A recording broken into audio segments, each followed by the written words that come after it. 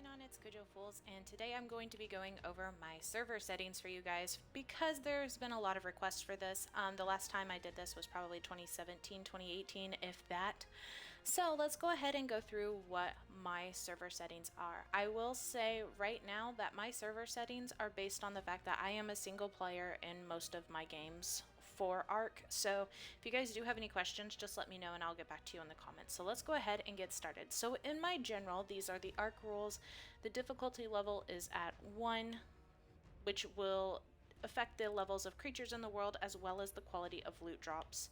Dino damage specifies the scaling factor for the damage dinosaurs deal with their attacks, which is at 1. Player damage is 2.5.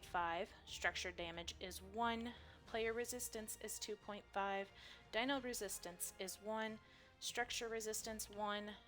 XP multiplier is 6. That way it's quicker for me when it comes to leveling up and building new materials and gear in the game. Taming speed, I always have at around 11 just because it's quicker. Most of my content is recorded as is, so I would prefer them to tame faster rather than slow. Alright. So structure damage repair is 180. Dino turret damage is 1. Dino harvesting damage is 3.2. Harvest amount 1.6. Character water drain is 0.4. So is food drain. Dino character food drain. Player character stamina. Dino character stamina. Yeah, and that should be it. And then player character health recovery is at 3. Dino character health recovery is at 3. Player harvesting damage is 3.401. Dino count is 0.65, and this specifies the scaling factor for dinosaur spawns. Higher values increase the total number of dinosaurs spawned throughout Ark. I just do this just because it's easier for me with rendering and everything like that. So we allow third-person camera. We don't enable global chatting because it's just us. We also notify when a player joins just in case, but that's just because it's single player, and sometimes I forget to forget that I'm hosting a non-dedicated session or something. I enable crosshair because it's easier for me to shoot. I don't do any of the other really difficult things like disabling loot crates or hardcore mode. I do have PvE enabled as well as show map player location, which really helps out with getting lost. I have it at maximum difficulty, which means dinosaurs are up to level 150 unless they're in caves. I enable PvP gamma, use single player settings, use corpse locator, which gives you that big old bright beam if you have passed and you need to find your body. Disable structure placement is enabled. Allow unlimited respecs, which allows players to receive the benefit of a mind wipe tonic without leveling up between uses. And then I also show creative mode. This helps me decide if that's the best or not. And then down here, I've been debating on allowing flyer speed leveling, so we'll see if I do that in the future. Okay, so for advanced, these are the advanced rules. PvE allows tri-warbs, allow cave building, and flyer carry. These are really important for me because I can build in caves now. That's how I got the Ravagers in one of my most recent streams. I got the Ravagers in that pit because I allowed cave building. And I also allowed flyer building, or flyer carry, so that way dinosaurs could fly me around in caves. Okay, PvE structure decay is 1, PvE dino decay is 1.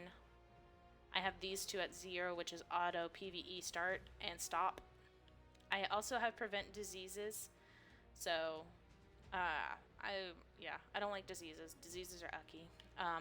Force allow cave flyers, so this also allows your flyers to carry you into caves. Override structure platform prevention, so if checked, turrets and spikes can be built and operated on platform saddles. Increase PvP respawn interval. I don't know. I just have that on there.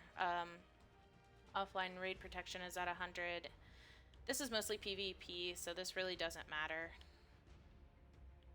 And then for world settings, I don't have disable imprint or allow anybody to imprint cuddle. I don't have any of those enabled. So poop interval is 6.0. That means that everybody poops a lot in my server. You gotta be healthy. You gotta stay nice and healthy. So lay egg interval is 6 because it's easier for them to breed and lay eggs quicker. Mating interval is at 0.01, egg hatch speed is 6, baby mature speed is at 6, baby food consumption speed is at 1.0, harvest health is at 1.0, resource respawns is at 0.252, baby cuddle is 4.5, baby cuddle grace period is at 6, baby loose cuddle imprint is at 0.01. Some of these things I haven't adjusted or messed with. So if you're seeing them and you're like, well, how does that work in your server? Basically, my babies hatch really quickly and then they grow at an amazing rate. They mature very fast, and I don't have to imprint on them because my server settings are set so that my melee damage and stuff like that is already high. The day cycle speed is 1, daytime speed is 1, nighttime speed is 2.5. I don't have a real spoiling time. I don't have an item decomposition time. They're just default. So whatever occurs is just default. No resource radius 1.0. This is like if items will respawn after a character or item is set down. No resource radius is at 1. Crop growth speed is at 5.2. This helps my crops grow very fast in case I need them. Crop decay speed is at 0.1. So wild dino health is all at 1.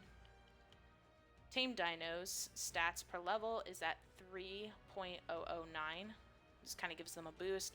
I did nerf it a little bit on the damage that they deal just to make it a little bit more of a challenge for me, and it has worked out really well, which is at 1.5 compared to the 3.009 of everyone else.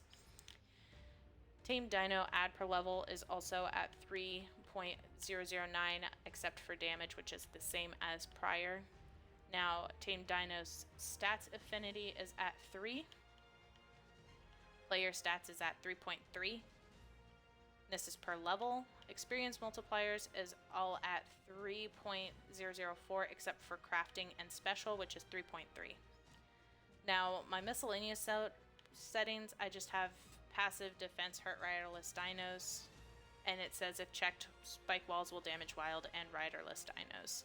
And then allow custom recipes, you know. Okay, so now we have raid food drain, which is at 1, custom recipe 1, custom recipe factor 1, crafting skill bonus multiplier is 0.158, supply loot quality. I'm actually going to increase this, so we'll get that up to, we'll get it up to 2.7. There we go. Fishing loot quality will bump up too. That's also at 2.2 now. Okay, so fuel consumption interval multiplier is 1.16. This influences the rate of which fuel is consumed, including things like your forges and your generators. Increase platform structure limit. I just have it at 1. And then engrams, I just leave that as default. So anyway, that's going to be it for tonight, or for this video. If you have any questions at all, please let me know and I'll get back to you on those. If you want to, you can compare this video with my old one on this subject and see if there's anything that's changed. I honestly do not know for this at this point. I have had to change it a couple times because of resets in the game, but it mostly stays the same. So thank you all so much for watching, and I will see you all next time.